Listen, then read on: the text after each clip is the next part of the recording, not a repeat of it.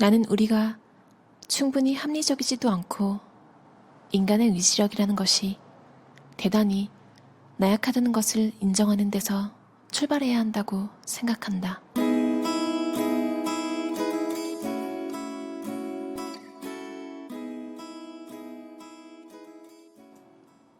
시작이 반이라고? 시작은 시작일 뿐이다. 시작과 지속은 다르다. 일단 해보는 것만으로는 아무것도 바뀌지 않는다. 나이키의 유명한 슬로건 Just Do It은 자본주의의 달콤한 거짓말이 만들어낸 환상이자 정신력에 대한 과대평가가 탄생시킨 세속적인 계명이다. 여러분은 뭔가 결심을 하시면 혼자 묵묵하게 결과가 나올 때까지 하는 편이신가요? 아니면 일단 사람들한테 알리고 그 다음에 시작을 하시는 타입인가요? 아주 오래전에는 다이어트든 뭐든 결심한 걸 공표하고 그에 따른 책임감을 가지는 게 목표를 달성하는 데 도움이 된다고 하는 이론이 유행했던 것 같아요. 근데 제가 요즘 읽는 모든 책들에서 거의 하는 말이 똑같아요. 결과가 나올 때까지, 그리고 그 결과가 정말 확고하게 남들이 뭐라고 할 수 없는 정도까지 될 때까지는 혼자 조용히 하래요. 그러니까 나이키의 저스트 두 잇처럼 시작을 한다고, 심지어 사람들한테 알린다고 뭔가가 이루어지진 않는다는 거죠. 여러분도 겪어보신 적 있으신가요? 잔인하지만 이걸 명심하면 섣불리 말부터 하는 습관은 좀 고칠 수 있을 것 같아요. 사람들이 우습게 봐요. 그리고 속으로 욕합니다. 못할 줄 알았어 라고 생각합니다. 심지어 어느 정도 성공을 해도요, 사람들은 같은 위치에 있던 사람이 뭔가를 이뤄내는 거에 관대하지 못해요. 자신에게 위협감을 주기 때문이죠. 그래서 아주 작은 성공을 이뤘을 때가 제일 위험하대요. 그때 말하면 아마 좋지 않은 이야기를 하는 사람들을 분명히 만날 겁니다. 그거에 휘둘리시는 성격이면 끝까지 조용히, 정말 성과가 확 나와서 누가 이래라 저래라 할 수 있는 상황이 아닐 때까지는 혼자 알고 있는 게 좋대요. 습관은 가장 단순하고 성실한 삶의 일부이며 우리는 이것을 좀 더 제대로 활용할 수 있다. 토론은 생략하고 바로 일에 착수하라. 이것이 바로 습관의 방식이다. 의지만으로는 지속할 수 없다. 나는 시작보다 지속이 더 특별하다는 점을 깨달았다. 사람들은 의식적으로 단호하고 확고하게 계획을 천명했음에도 비의식적으로는 과거의 행동을 그대로 답습했다. 우리가 가진 장점 중에는 이미 습관으로 굳은 것이 많다.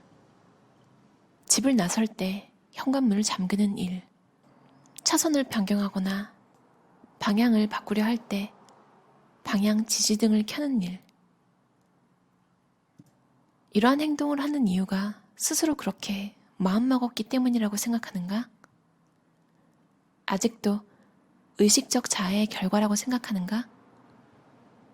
습관은 언제나 조용히 움직임으로 눈에 띄지 않는다.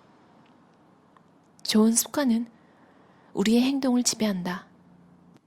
정기적으로 출퇴근하는 직업을 가진 사람이 그렇지 않은 사람보다 약간 더 체계적인 하루를 보냈다. 그들의 행동 대부분은 말 그대로 습관적이었다. 이와는 달리 어린아이와 함께 사는 사람은 습관의 가짓수가 약간 더 적었다. 타인의 영향으로 인해 상대적으로 더 유동적인 삶을 살고 있는 것 같았다. 충분히 이해되는 부분이다. 우리 삶에서 타인의 존재는 혼란을 증폭한다. 신기한 게요, 선거에 관심이 많은 사람들이 더 투표를 할 것 같잖아요. 근데 사실 전체 투표 인구 중에 순전히 순수한 관심 때문에 투표에 참여한 사람은 비율이 매우 적대요. 한 곳에 오래 산 사람은 투표를 어디서 하는지 알고 그런 패턴이 머릿속에 있잖아요. 그래서 투표를 하고 나면 이사가 굉장히 번잡스러운 일로 변한대요. 그러니까 사실 유권자들의 자신의 정치적 성향이나 지지하는 정당에 대한 애정보다는 투표하는 환경에 훨씬 더 민감하게 반응한다는 거죠. 놀랍지 않나요? 습관은 재빨리 우리의 마음을 장악한다. 의식적 자아가 뭔가 다른 일을 꾸미고 있는 사이에 습관은 이미 신호를 받아 행동을 향해 전력 질주할 준비를 마치는 것이다. 습관은 은밀하고 빠르게 의식을 장악한다. 의식적 자아가 발동될 틈을 주지 않는다. 습관이 형성되는 과정은 수학을 배우는 과정과 매우 유사하다.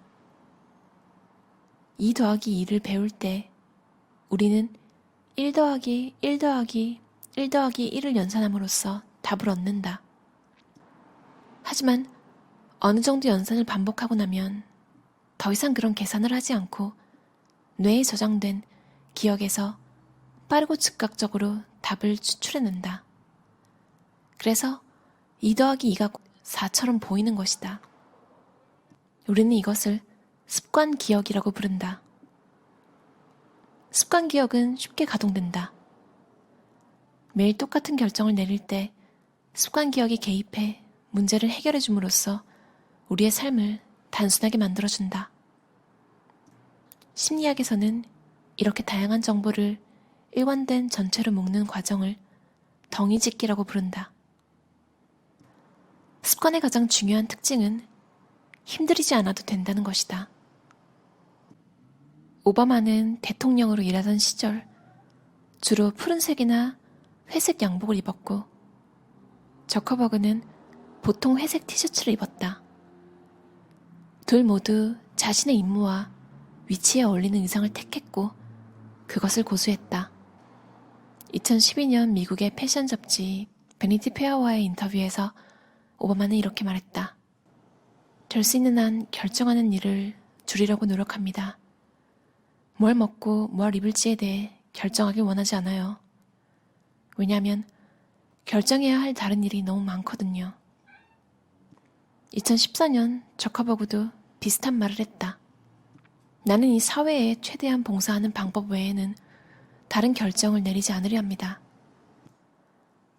저명한 수학자이자 철학자 엘프리드 노스 화이트헤드는 1911년 영국 수학 교과서를 집필하며 더센보어 같은 수학적 표기법의 이점을 이렇게 설명했다.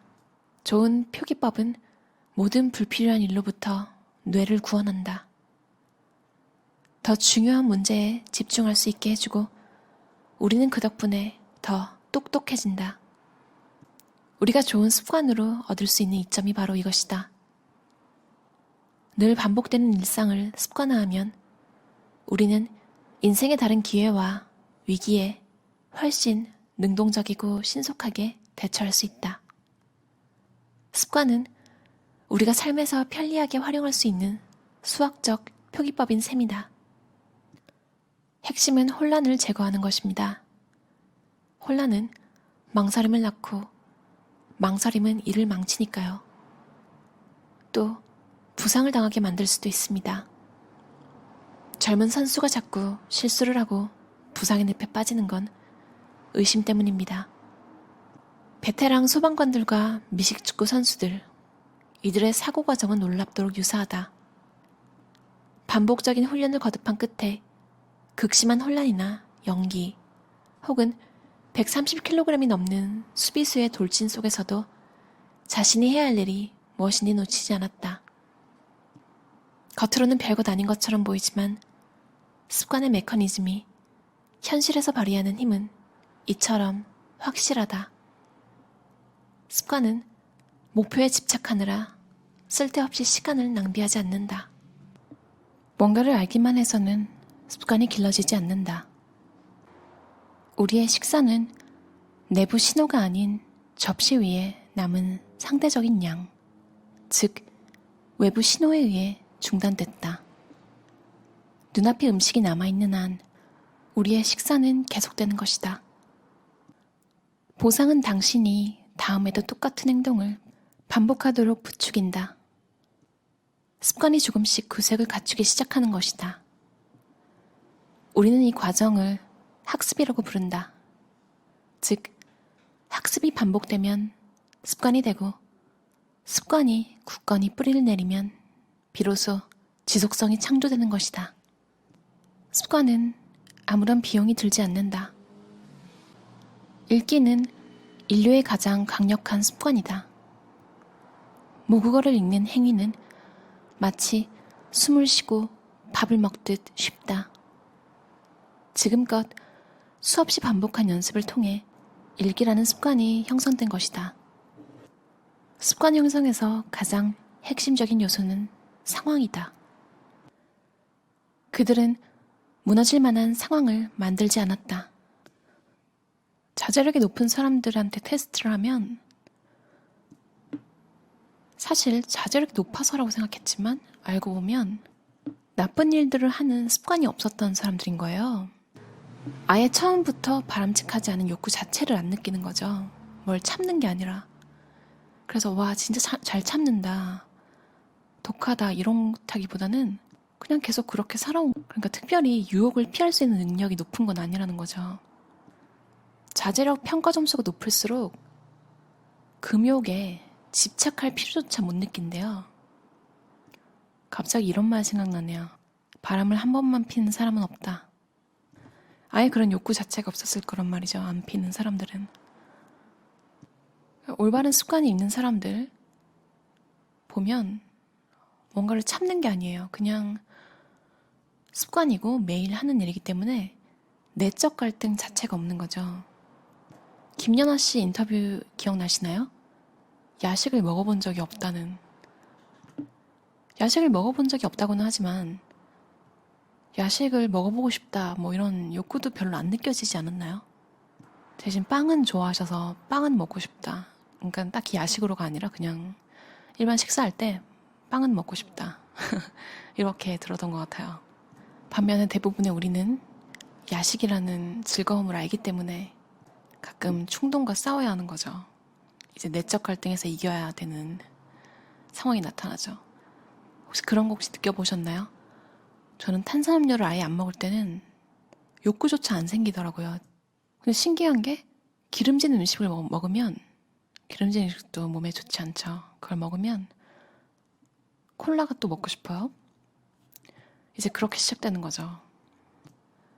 저는 뭐 어릴 때 관리를 받고 이런 사람이 아니라서 기름진 음식과 콜라는 함께 먹는 그런 패키지로 머릿속에 박혀있기 때문에 조금만 이제 트리거를 주면 바로 튀어나오는 거죠. 그런 습관이. 그래서 그냥 아예 인생에서 쉽게 꺼내 먹을 수 없는 환경을 만드는 게 제일 좋더라고요. 그러니까 아예 안 사놓는 거. 남들보다 탁월한 결과를 얻기 위해선 남들보다 더 나은 상황에 자신을 두어야 한다. 그렇게 하면 굳이 힘들이지 않아도 자제력을 발휘할 수 있다. 우리가 처한 환경이 곧 힘이다. 공부를 할 때도 물리적, 사회적 주변 환경에서 놀고 싶은 유혹 자체를 제거함으로써 바람직하지 않은 욕구를 차단하면 쉽게 공부에 몰입할 수 있죠.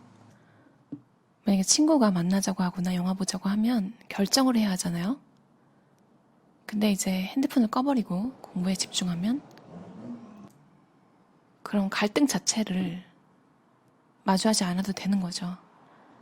그냥 도서관이나 방에 그냥 조용히 공부를 계속하면.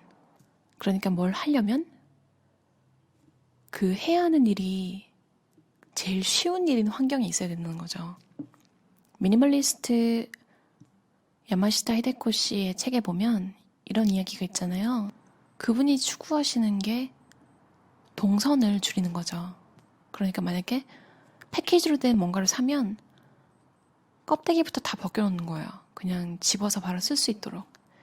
이게 참 별거 아닌 것 같은데 정말 좋은 습관이더라고요. 제가 해보니까.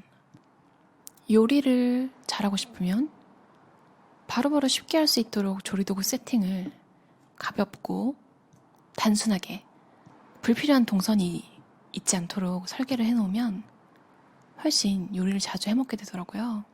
반면에 요리가 하기 힘든 환경이면 이제 배달 음식이나 사 먹는 것을 더 쉽게 하게 되겠죠. 그게 더 쉬우니까요.